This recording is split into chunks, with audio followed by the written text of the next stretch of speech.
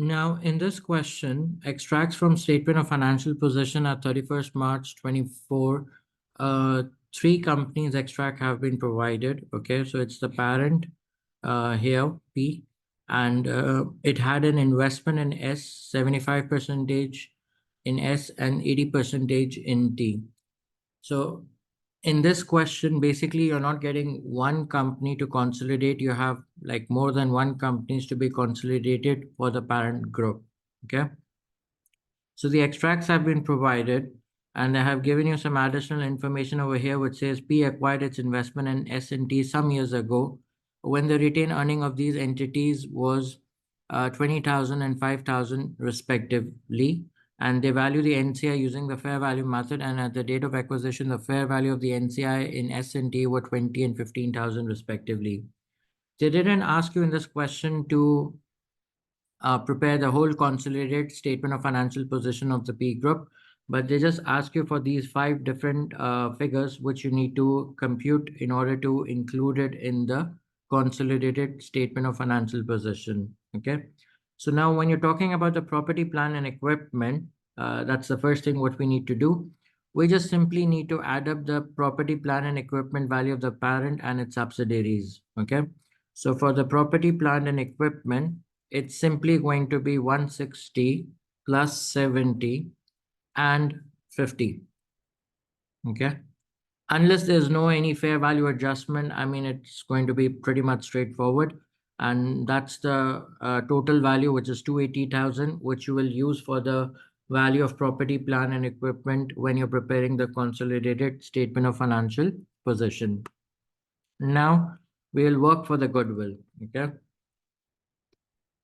So we have to work twice the time, one for S and the other one for T, because there's a 75% done in S company capital and 80% done in T company capital, right? So if we have to first find out the goodwill for the S company, okay? So for which we need your cost of investment. And if you look up at the extract of the balance sheet, they have already provided you with the cost of investment, which is 120 K. Okay. So cost of investment is 120,000. Okay. And here for the net assets, right? Now we need to find out the net assets. Net assets of S company at the date of acquisition. So in its equity, you see you have the share capital and then you have the retained earnings, right?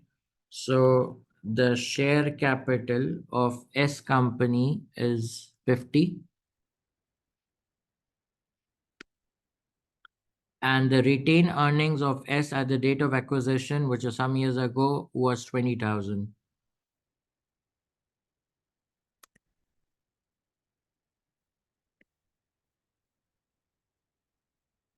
Make this into 1,000. Okay.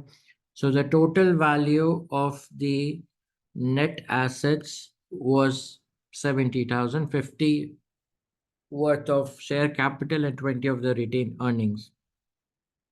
So if you want to find out the goodwill based on the fair value method, first I'm finding out the goodwill for the 75% in which the parent company has the control. So from the cost of investment, we have to subtract the share of net assets in S company at the date of acquisition, which was some years ago. So for that, what you have to do is you will take 70,000 and our share was 75%. So you need to multiply it by 75% and you get 52,500.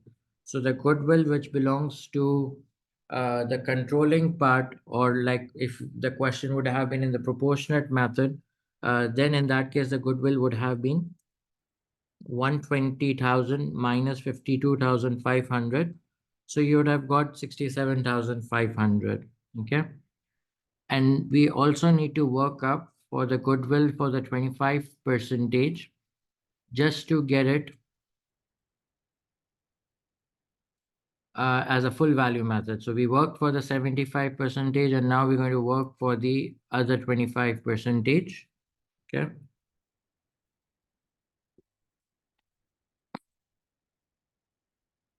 So for that, the fair value of NCI has already been given to you in the question, which is 20,000.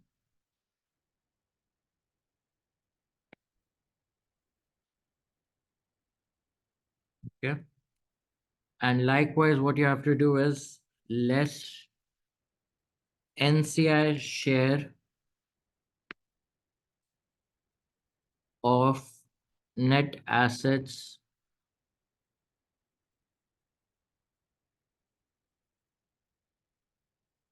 of S company at the date of acquisition. So for that, you have to take this 70,000 and you have to multiply by 25%. Okay. So that gives me 17,500. And so the goodwill, which relates to the NCI, is going to be 2,500. So you get 20,000 minus 17,500. So that's 2,500. So in that case, the total goodwill, which turns out for the S company, is going to be 67,500 plus 2,500. So we get a total answer of 70,000 goodwill. Like how we have done for S company, the same way we have to do for the T company also. Okay. So here we do for your T company. Now here we have an investment of 80 percentage in T. So first we have to calculate the goodwill for the 80 percentage.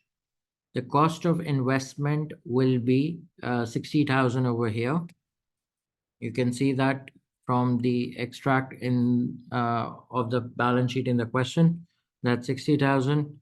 We need to work out for the net assets. So their share capital is 60 and its retained earnings at that date were 5,000.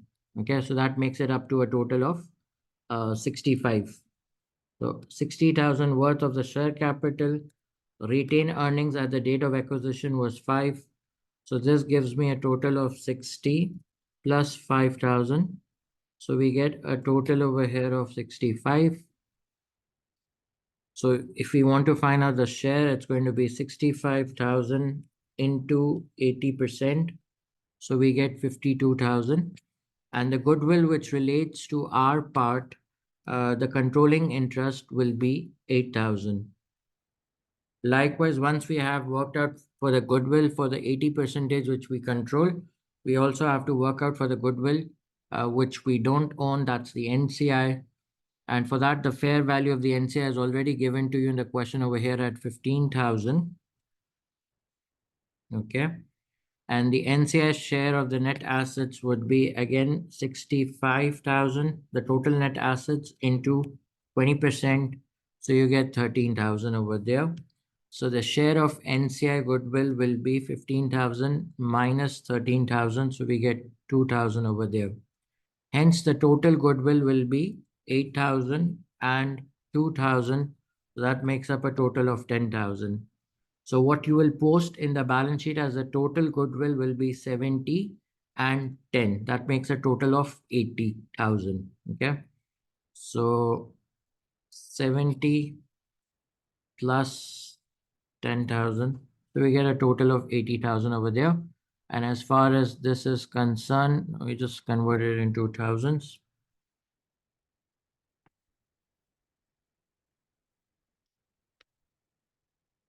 So that's 230 over there. Hope that's clear. Now, moving further towards the share capital, it will only be the parent share capital, and that's simply 100,000 because we have already consolidated your S and T the investment which is recorded in the P's balance sheet is cancelled up with the share capital uh, and the retained earnings at the date of acquisition. Hence, the only share capital which is recorded in the group accounts will be of your parent company. Okay. Now we have to work out for the retained earnings, which is working number 4. So for retained earnings, what we have to do is we have to take the parent's retained earnings. Okay. So that will be 220,000. And then we have to see the post-acquisition part. Okay. So the first subsidiary 1, which is your S company, and we have to see that what we have earned after the uh, acquisition. So the retained earnings of S company when we acquired it was 20, but now it's 80. So there has been a total increase of 60,000 post-acquisition period, and our share of that 60,000 is 75%. Okay. So here we go. The retained earnings at the date of balance sheet are 80 minus what was there at the date of acquisition, which is 20,000. So that's in the post-acquisition period at 60,000, and our share is 75 percentage. So that will give me around 45,000 worth of retained earnings to which the parent has the interest. Likewise, we'll go with subsidiary 2, which is your T company. Okay. And again, the retained earnings of T company uh, is 20, but when we acquired it, it was only 5,000. So in the post-acquisition period, there has been an increase of 15,000, to which we control of 80%. So I'll multiply it by 0.8. So that makes it up to 12,000. So the total group retained, what you will post in the consolidated statement of financial position of P group is 220 plus 45 plus 12. So that gives me a total of 277,000.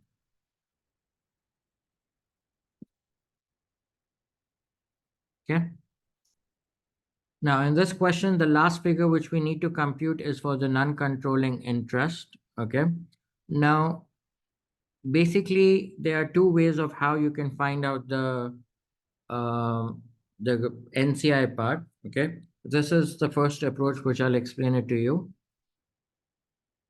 For your non-controlling interest, okay, which is basically you take the net assets value and the goodwill value.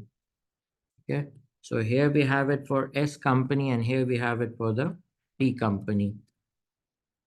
Now, as far as the net assets are concerned, you have to see that what is the net asset at the balance sheet date. So for S, we have 50 of the share capital and 80 for the retained earnings, which is at the date of the reporting. Okay, so that makes it up to 120, 130, sorry.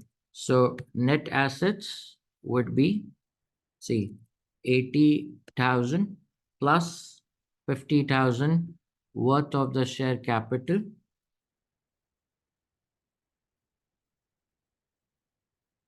into the NCI percentage, which is 25.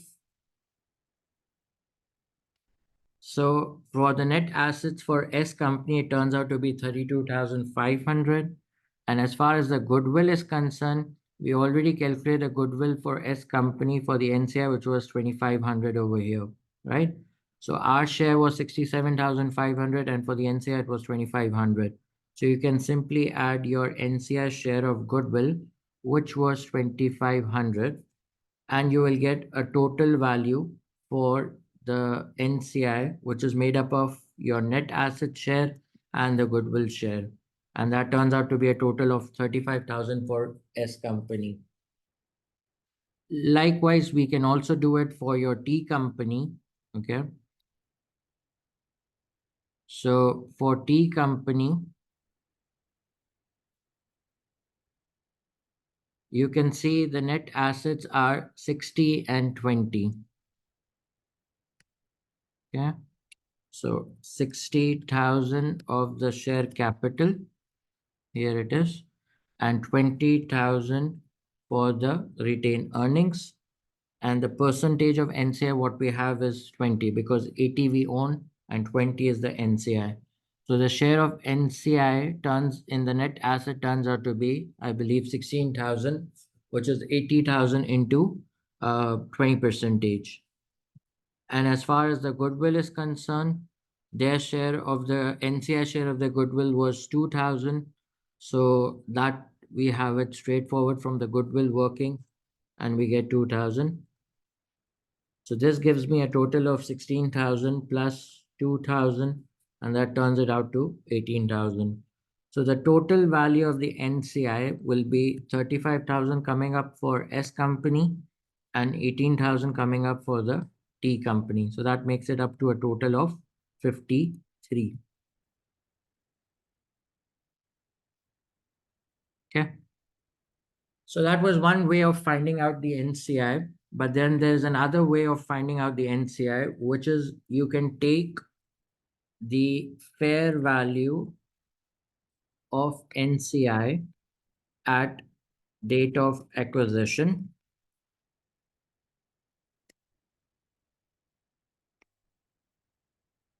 So we have it for S company and then we have it for T company. Okay. So in the exam, you have to be careful. Like you can use both the methods. You need to know both the methods, but it depends on what information the question is providing you. And then based on that, you can figure out the value of NCI. So we have to take the fair value of NCI at the date of acquisition, which was already given to you in the question at 20,000 and 15,000 respectively. Okay.